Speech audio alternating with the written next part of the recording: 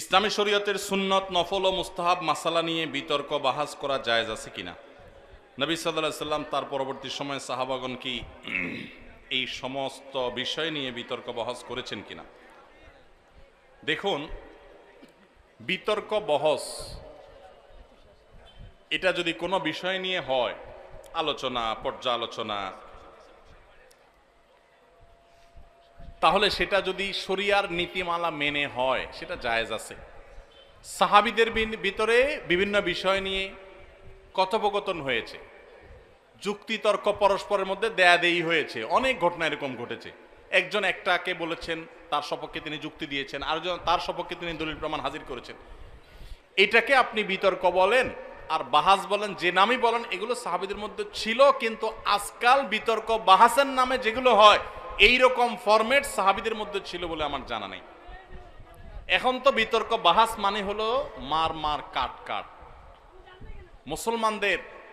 মুসলমানদের সর্বাঙ্গে ব্যথা, হাজারটা বিপদ, হাজারটা সমস্যা।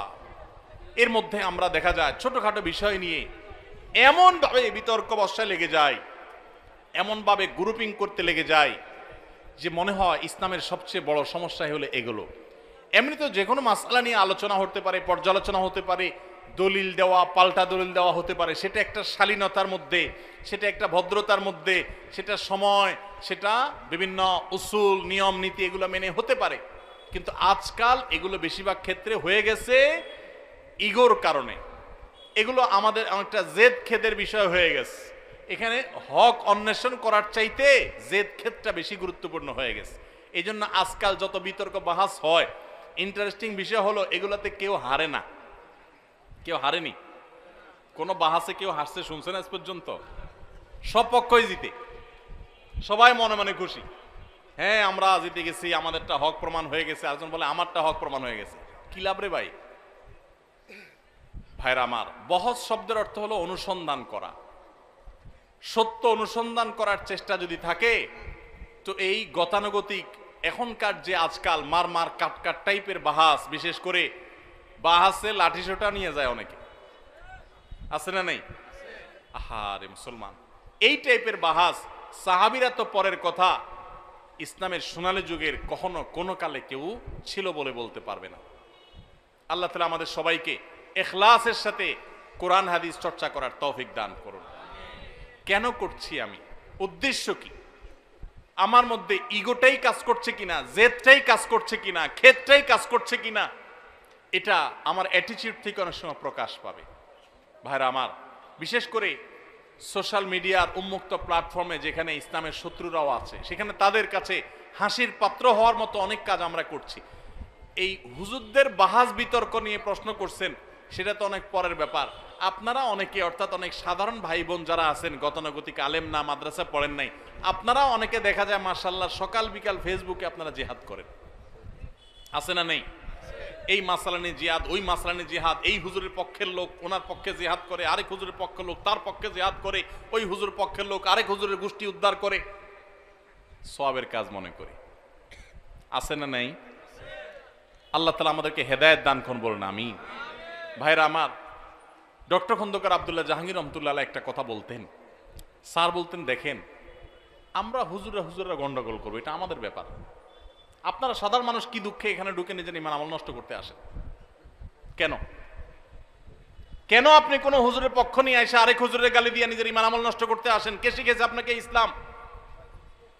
যেই হুজুরের ভক্তি আপনাকে আরেক হুজুরকে গালি দিতে শিখিয়েছে ফেসবুকে, সেই হুজুর আপনার প্রকৃত ইসলামের শিক্ষক হতে পারে না। যদি আপনি কারোর অনুসারী হওয়ার পর অন্যদের ব্যাপারে আপনার ভিতরে হিংসাত্মক মনোভাব আসে, শত্রুতাপূর্ণ মনোভাব আসে, বা তাদের গোষ্ঠী উদ্ধার করাটাকেই একমাত্র ইসলামের কাজ মনে করেন, সারাদিন রাতে এগুলোই শুধু করতে থাকেন, তাহলে বুঝতে হবে আপনার ইসলামের শিক্ষক পরিবর্তন করতে হবে। ভাইরা আমার, শত শত আগুন ইসলামের উপরে লেগে গেছে আজ, আর আমরা ব্যক্তিগত বিষয়গুলো নিয়ে আমরা একের বিরুদ্ধে অন্য কাদা ছড়াছড়ি করছি। লজ্জা হয়। মাহফিলের মঞ্চকে আমরা পরস্পর বিশুদ্ধারের জায়গা হিসাবে বানিয়ে নিয়েছি। আল্লাহ তাআলা আমাদেরকে হেদায়েত দান করুন। আপনারা সাধারণ মানুষ অন্তত আল্লাহর হস্তে এই সমস্ত কাদা ছড়াছড়ি, পাল্টা পাল্টি কাজকর্মে নিজেদেরকে নিয়োজিত করবেন না। আপনার কাছে যেটা সঠিক মনে হয় আপনি সেটা আমল করেন। আল্লাহর কাছে দোয়া করেন, আল্লাহুম্মা আরিনাল হাক্কা হাক্কাও ওয়ারযুকনা ইত্তিবাআহ ওয়া আরিনাল বাতিলা বাতিলাও ওয়ারযুকনা ইজতিনাবাহ। আল্লাহ, আমার কাছে যেটা সত্য, আপনার কাছে যেটা সত্য সেটা যেন আমার কাছে সত্য হিসাবে উদ্ভাসিত হয়ে যায়, উন্মোচিত হয়ে যায়। আমি যেন সত্যটা বুঝতে পারি। আল্লাহ আমাকে হেদায়েত দান করেন, ইহদিনাস সিরাতাল মুস্তাকিম। আল্লাহর কাছে বিশেষ দোয়া করেন, চোখের পানি ফেলেন।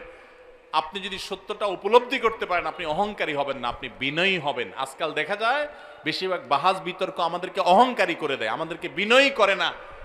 এমন বাহাজ বিতর্ক আপনারা কখনো শুনছেন কিনা যায় না, আমি কখনো শুনি নাই যে ভাজ বিতর্কের পর, অর্থাৎ আমাদের সমাজে ভাজ বিতর্ক হয় সচরাচর, এগুলোর কথা বলছি, যে ভাজ বিতর্কের পর কেউ না এক পক্ষ বলেছে যে যাক আলহামদুলিল্লাহ আমি আমার ভুলটা বুঝতে পেরেছি, আমি আসলে ভুলের মধ্যে ছিলাম, সরি, আমি আমার প্রতিপক্ষ ভাইয়ের কথাটা মানছি কারণ আমার কাছে সত্য মনে হয়েছে। এরকম শুনছেন কখনো? এই জন্য বলছে যে বিতর্ক বাহাসে কেউ কোনোদিন হারে না, এবং সেখানে সত্য খুব কমই জিতে, তার্কিক জিতে। যার তর্কের গলার জোর, চাপার জোর যত বেশি, বেশিরভাগ সেই জিতে। ঠিক না বে ঠিক? এগুলো নাজায়েজ আমি বলছি না, শরিয়ার গণ্ডিতে উসুল মেনে যদি হয় অবশ্যই হতে পারে, কিন্তু সেগুলোতে সৌন্দর্য থাকা উচিত। খুব দুঃখজনক বিষয়, ইসলামের গুরুত্বপূর্ণ একটা বিষয় হলো আখলাক। সে আখলাক আজ আমাদের নিজস্ব মুসলমান ভাইদের সাথে আমরা দেখাতে পারছি না। ভিন্ন মতের মুসলমান, সেও তো আমার ভাই, দিন শেষে কেন তাকে আমি শত্রু মনে করব?